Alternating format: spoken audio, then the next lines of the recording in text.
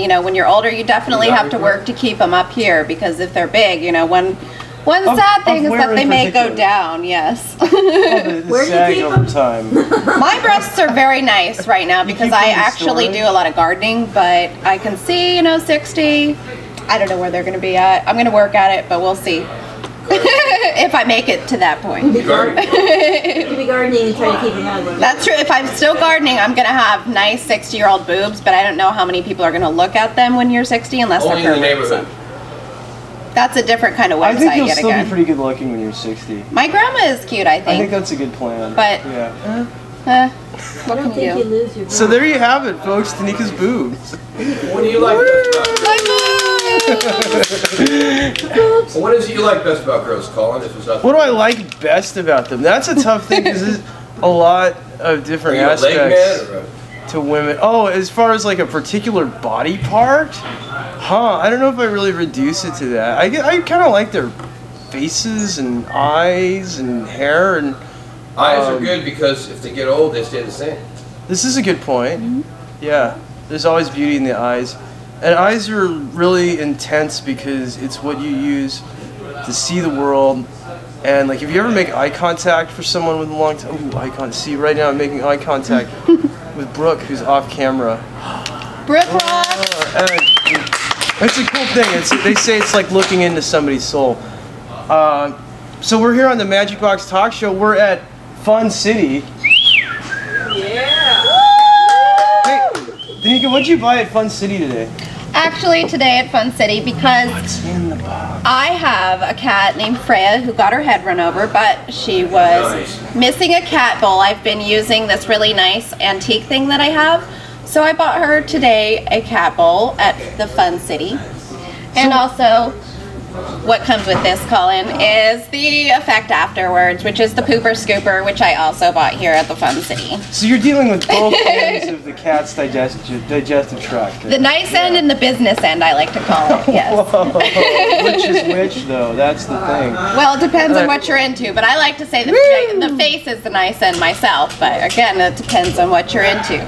Some people are ass faces. So, what happens when the plastic cat gets hungry, though? Does it have another little cat bowl that it eats out of? I haven't had any acid, so I can't get into that conversation with you yet. It's really like, it's like we are in Santa Cruz, but I haven't had any yet, so not quite there yet. Some kind of MC Escher sort of thing. Yeah, going exactly. on there. So, Danica, you went to a court date for someone who's been in the news.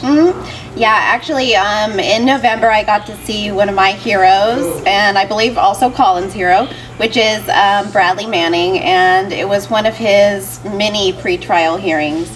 And He's had quite a few of those. Yeah, there's so many that I get up to actually help online with, you know, retweeting or giving information, that I get tired just doing that even. And I can't imagine, you know, what he feels like at this point. But he looked really great, and he was so inspirational that I just wanted to let everybody know. For someone who's been in jail for 3 years without going to trial, yeah, and it's for leaking information, and I mean, that's what journalists have done for years, is they go to confidential sources, people that work for the government, that want the public to be aware of what the government's actually doing with taxpayer dollars. You know, there's the proverbial deep throat from Watergate and All the President's Men, the movie with Dustin Hoffman, Robert Redford.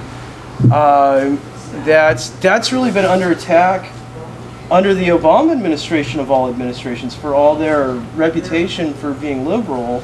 Yeah, the entire system that we have right now, you know, I was just discussing the movie Zero Dark 30, which is a CIA propaganda film. Then you have the renovation of Guantanamo. Whoa, CIA propaganda film, that's some strong language. What would back that up? Yeah, I think everybody, if you don't know and you see Zero Dark 30 and you're not aware of propaganda in general, most people are aware in a small sense, but I think you should definitely be aware that this is a film that has lies, and it's specifically implying that torture is going to give us information that we need to get the terrorists. To capture Osama bin Laden, and it's being released at a time at which Bradley Manning is being charged with aiding the enemy in Al-Qaeda, which is a completely ridiculous charge. Well, you could say the same thing about Google. Exactly. Because what they're saying is that people in Al-Qaeda were capable of getting on WikiLeaks on the internet and finding this information that has been leaked. But now let's say if people from Al-Qaeda had Googled the World Trade Center before they carried out that attack, couldn't you make a similar legal argument out of there that Google is providing Al-Qaeda with information that aids and abets the enemy? Well, we're talking about the truth here, and you know they're talking about us being the enemy. And again, Osama bin Laden, in case anybody is not familiar, was a CIA asset, and you can look that up as well. Under Reagan.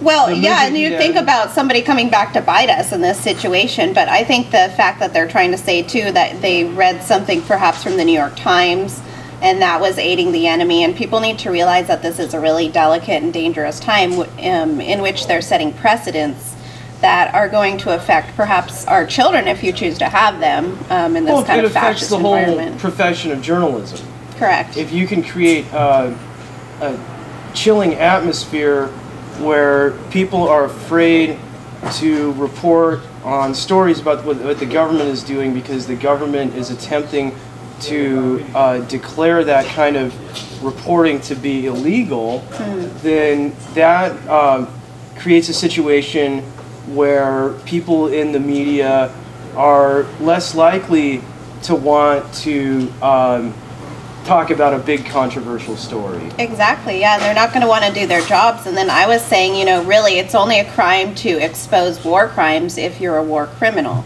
And to the war criminal, and since we are the government, I think that them saying that this information should not be accessed when we're talking about things such as collateral murder in Iraq, which, you know, as journalists, again, being Collateral killed. Murder is the video of the helicopter shooting of, there were Reuters reporters who were shot. There were were the children actually murdered in that? I think the children were killed in that attack. They weren't killed, but there was a dad that was taking his kids to school, and then you just think about any father taking his kids to school, and they were injured. He grabbed them, yeah, and he was killed. But I don't believe they were killed. But the guy that found them, like I said before, threw up because he came upon these children that had just been butchered. And they do call that, strangely enough, bug spatter when they do that from the air, which shows you the military mindset and kind of the sick violence. It's a dehumanizing kind of language. Now, I want to say, I think it's really important to clarify that people might have a lot of different opinions about the U.S. war in Iraq or Afghanistan, and now it's expanded into Pakistan and Africa.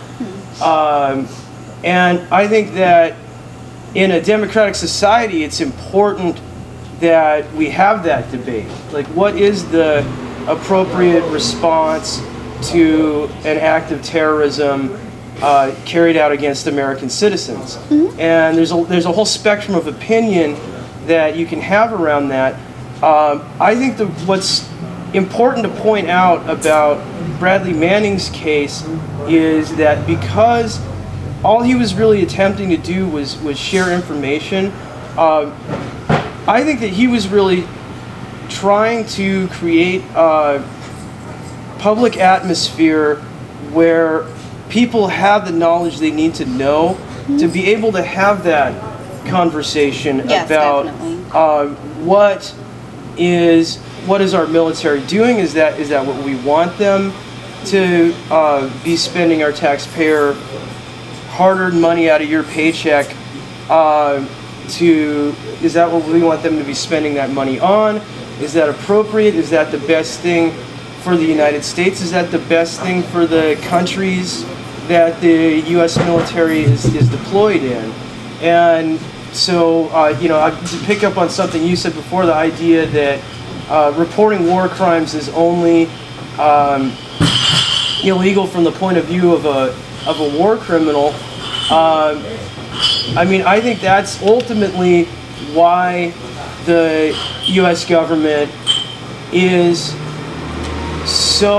has been so aggressive in how they've treated Bradley Manning. Is Well, they're making an example of him because I have said for years that he's a conscientious objector, and now they've kind of worked that into the defense, and I think that's very correct because here, like you said, we're talking about a debate where you need to have information of truth. And unfortunately in America, we have so many people debating on emotion or things that are not true, talking about 0 dark 30 and trying to whip up people's emotions due to a terrible thing. And then you have to wonder, what is a terrorist, and are we winning if we become the terrorists, which I feel like we've become the terrorists around the world. And when I went to Bradley Manning's hearing, and there's an online discussion, we were talking about, Colin and I, of course, where the guard told me, I hope they take Bradley Manning out back and shoot him when I identified myself as a Bradley Manning supporter. And this was the case with several of the supporters that were there that day, including Bradley Manning's aunt, from what I understand.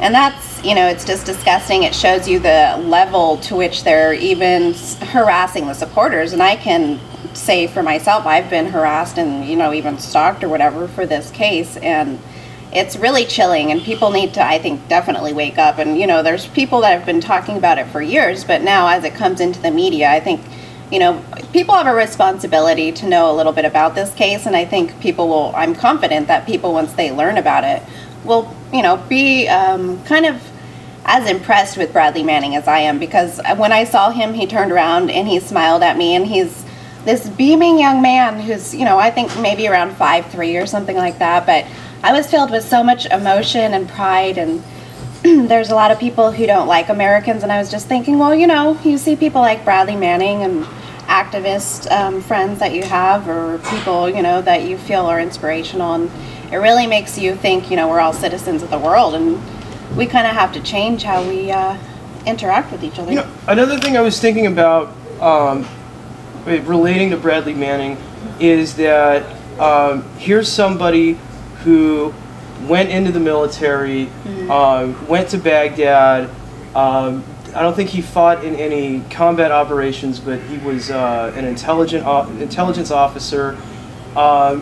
Basically worked for the U.S. war effort, and now he's been through a situation where he's been mistreated kind of by that same war machine.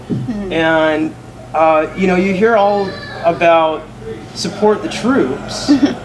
I think that this country has really been shameful in terms of how we've dealt with veterans coming back from these wars. Like, everybody loves it when they go overseas to fight for us, or for our freedom, or whatever it is that is the justification.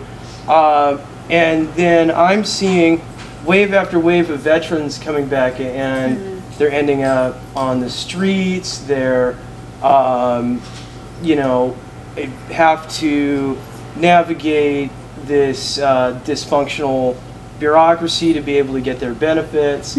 So I think it's really interesting to see other Iraq and Afghanistan veterans who have taken up Bradley Manning and his freedom and the fair treatment by the military legal system of Bradley Manning as their own cause, because I think that what's gone on with him and the attitude of the government and the Obama administration toward Bradley Manning is part of a continuum of mistreatment that has been thrust upon people who were patriotic and were fighting for their country. Well, exactly, and I had a conversation, I guess on Twitter, whatever you would call that, with an anonymous member who I think is a very intellectual person, and they said to the effect that maybe the military was the enemy, and I said, I think they're calling we the people the enemy. Wait, who's they? You mean the government is saying that? Yeah, exactly, yeah, and doing this. And I think that the guys in the military, sometimes they're just doing it for money, and I've seen that personally, but sometimes the people in the military are fighting for an idea as well, and I think they have a right to fight for an honorable idea, and people like Bradley Manning, you know, fight for that, you know. Oh, we have an emergency going on. It's an emergency. So, Firefighters! There's some heroes. Yeah, it's government employees there. So I think we're going to tie it up there. So yeah, that's great that you got to see Bradley, and you know, we wish him the best. And Julian Assange, who is what's his current location? He's still in England, unfortunately. And one thing I did want to add. Ecuadorian embassy. Yes, exactly. But one thing I did want to add about the Bradley Manning case was that I have a note here, and the person that was in charge of writing the memos for Bradley Manning was questioned, and this is a direct quote. It says, "The trial counsel drafted this for you. Did this draft, or was this draft written by you?" And he said, "That is correct." So what they're saying literally is that the trial counsel, who is the government, is drafting things for the employees to sign, just basically crafting a case against Bradley Manning, and this colonel seemed totally uncomfortable with it. So just something to think about. Interesting. All right. Bye, Thanks, everyone. Danica. Yay.